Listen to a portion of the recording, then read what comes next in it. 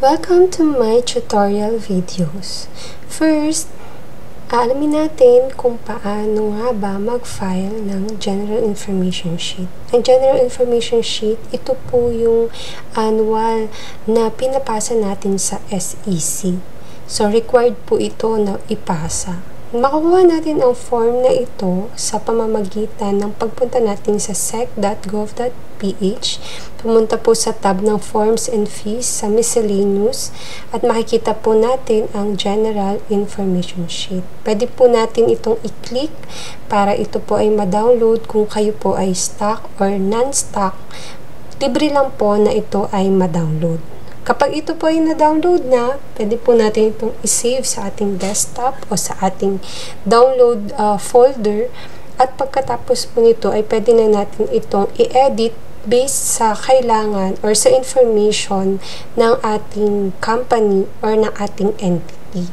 So, dito po sa ating video, nakikita po natin na na-download ko na po itong General Information Sheet na atin pong na-download.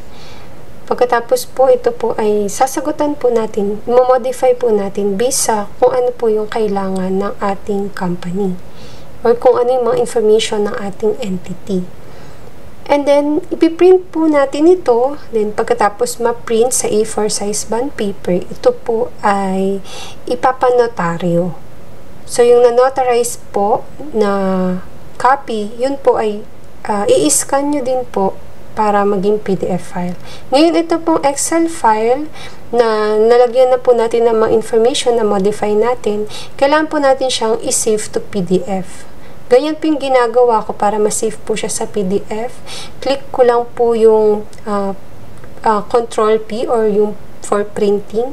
Then, hinahanap ko po yung Microsoft Print in PDF and print entire workbook para lahat po yon ay maging PDF file. Pagkatapos po nun, masisave na po siya kung saan pong folder nyo siya gustong isave. Dito po, sinave ko po siya sa downloads at nilagyan ko po siya ng file name na sample.gis. Pagkatapos po nun, saved na po siya as PDF file. Ito po yung kagandahan po nito dahil lahat po ng na-modify natin ay magiging isang PDF file na po.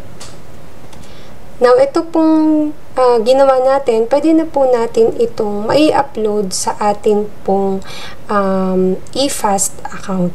Dati po kasi pumupunta pa tayo sa SEC, sa kanila pong office para makapagpasa ng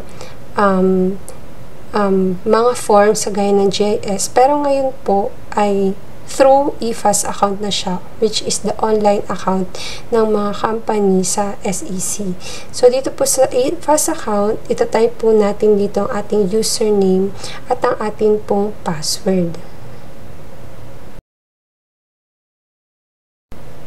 Once na tayo po ay nakapasok na sa ating eFast account, click lang po natin ang upload files. Then, click continue for submission. Madalas po ganito po yung nangyayari, nag-enable siya. Ang gagawin lang po natin, i-reload po natin itong website. Then, makikita po natin na magiging okay na po siya. Click po natin yung submit. Then, hanapin natin yung general information sheet. Then, i-click po natin yung aantayin po natin na lumabas yung ganito pong itsura. Mapapansin natin, dalawang file po ang i-upload natin. Yung isa is yung notarized at yung isa naman po is converted from Excel or yung PDF file. So, i-click lang po natin ang upload kung nalagay na po natin yung file. Or pwede rin po natin na i-click ang choose file, pwede din po tayo na mag-drag ng file. So, akin pong gagawin dito is idadrag ko po yung file. So, yan po yung notarized. And yung isa po ay nag-choose file ako. So, ayan po yung isang PDF. So, dalawang PDF po ang atin pong i-upload. Then, click po natin itong submit. Antayin po natin na ito ay ma-upload hanggang sa ganito po yung lumabas. Next po natin ay i-click po natin itong yellow button na parang lapis. And then, lalabas na po yung mga ganito kung saan ilalagay po natin kung ano po yung information po ng ating pong in-upload na General Information Sheet. Mapapansin nyo po dyan, mapapakita po dito kung ano po yung in-upload natin. Isang notarized at yung isa naman po ay yung converted file from Excel. Dapat po pares po ito ng page dahil kung hindi po, i-revert po ito na SEC o ito po ay kanilang ibabalik. Ibig sabihin, hindi pa po natin siya masasubmit. Then, dito naman po sa right side, dito po natin ilalagay kung ano po yung period covered. Ito po yung date kung kailan po yung meeting naganap. So, halimbawa po ay August 16, 2025. At kung anong klaseng GIS po ang ating pong i-upload, annual meeting, amendment, or others, sa atin po ay annual meeting po. So, ito na po siya. Pagkatapos po niyan, kiklik nyo lang po ang submit button. Pero dahil ito po ay trial lang, hindi ko na po ikiklik ang submit button. Makikita po natin, pag na-submit na po siya, dito po siya lalabas. And kapag ito po ay na-review at nakita na ng SEC, ito po ay kanilang na-receive na, pupunta na po siya sa kabilang tab, which is the accepted po. Itong mga accepted files, yan po yung mga files na meron na pong receiving copy from SEC. Ito po siya. So, magiging example po nun, ida-download nyo po yan. And then, pag na-download nyo na po, magkakaroon po kayo ng receiving copy. So, halimbawa po nito.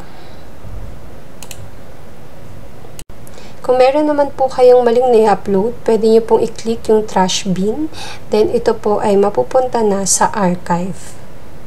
Yan, successfully archive. At yan po ay mapupunta na sa archive. Thank you po!